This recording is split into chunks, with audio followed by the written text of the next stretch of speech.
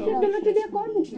না না না না এই ছুরি আমার কাছে ওই যে সেদ্ধ লেচু ছাড়া নাই কাঁচা লিচু নাই সবগুলো সেদ্ধ মানে মানে বুঝলেন না যুক্তি বাবা। পড়ছে গাছে তো কাঁচা লিচু ধরে না তোর নাম কি? সেদ্ধ লেচু ধরতে আছে যুক্তি বাবা কেন দেখা যেত একটু